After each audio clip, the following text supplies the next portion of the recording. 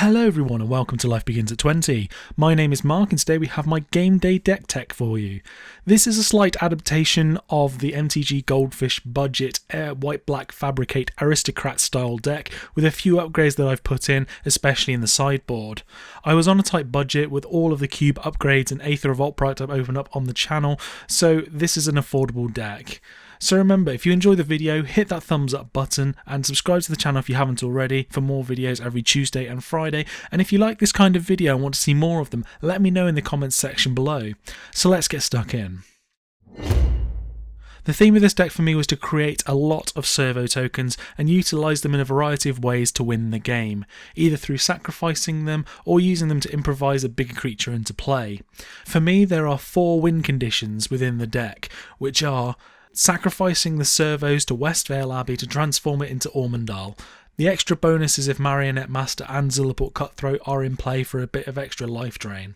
The second win condition is sacrificing those same tokens with Eiley, Syndicate Trafficker or Yahenni on the board, whilst the likes of Zilliport Cutthroat and Marionette Master are also on the board as well to help drain them down a bit quicker, whilst gaining life and growing the Syndicate. The third one is to go wide with the help of Angel of Invention's Anthem to hit hard, and the fourth one was to improvise in Herald of Anguish with the help of those servos. So the main way that this deck produces those servo tokens are with 4 Weaponcraft Enthusiasts, which are really nice 3 bodies for 1 card, which I can't complain about at all. 2 copies of SRAM's Expertise. This card works really well with this deck, and it probably could have done with a couple more in there, as there are 27 potential 1-3 drops that could play off this to have a great amount of value. There are 4 Angel of Inventions within this deck, either you bring it in as a 2-1 flyer with Vigilance and Lifelink, and 2 servo tokens created with it, or a 4-3 depending on the board state. The +1/+1 Anthem really helps a great deal with either going wide with creatures, each servo being 2 toughness for Eiley's sacrifice life gain, plus it also buffs up Marionette Master to drain even further. There are 2 copies of Marionette Master in the deck, although you could potentially go to 3 of these to see her more often as a finisher. She is the primary finisher of the Drain combo, and if you need extra bodies you can create 3 servos, or she can come in as a 4/6, and each artifact that dies will deal 4 damage to the opponent there, which by this stage should be doable fairly quickly. The other ways of making artifacts is via clues to help either with card draw or more artifacts to sacrifice to either Syndicate Trafficker with the help of Marionette Master as well. So we've got 3 Thraben Inspectors within the deck, which is again a really solid 1-drop anyway, and the clue produced is really great to either give the Syndicate Trafficker a +1/+1 counter, deal damage to the opponent with Marionette Master, or just card draw. There's also 2 copies of Bygone Bishop. With 19 potential targets for his ability, Clue shouldn't be hard to come across, plus he's a nice piece of air defense if needed. The biggest hitters in our deck realistically are 4 copies of Zilliport Cutthroat. These will do so much work for us over the course of the game, whichever strategy we end up going down.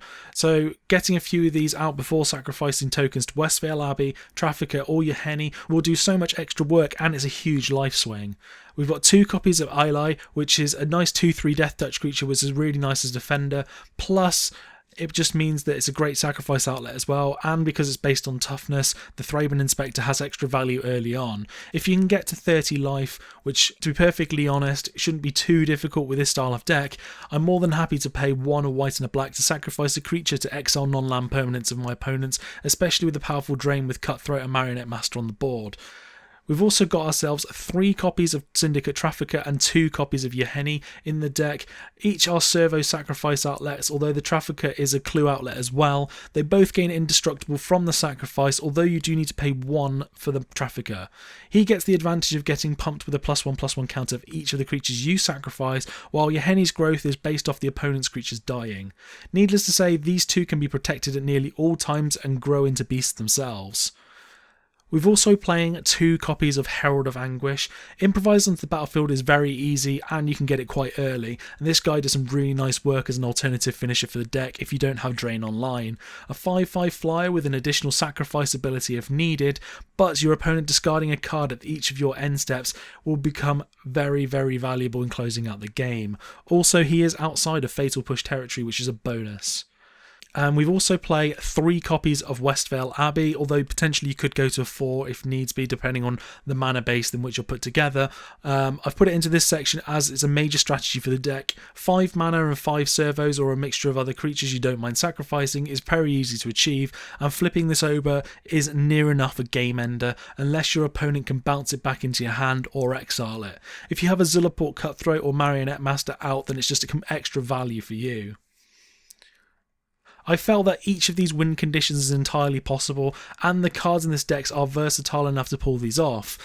There also needed to be enough control cards to keep us in the game and deal with any threats while we're trying to build up the board state. So we're playing 3 copies of Fatal Push, which is just a really solid and cheap removal, and Revolt is really easy to achieve with this deck. We're playing 2 copies of Stasis Snare, which is really good for those pesky creatures you can't deal with, and also Gideon when he becomes a creature.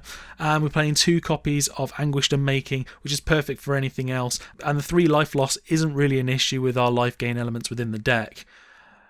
We're playing 22 lands within this deck, which may well be not quite enough, but because there are so many creatures and spells in the 1 to 3 category, so a lot of it is quite low, and the Herald is actually improvised in, I thought this might be enough. So we're playing 4 copies of Concealed Courtyard, 4 copies of Shambling Vent, which is always really useful to have. Yes, it comes in tap, but it just means that if you've got a little bit of extra later on in the game, you've got yourself another creature to swing in with to get some extra lifelink.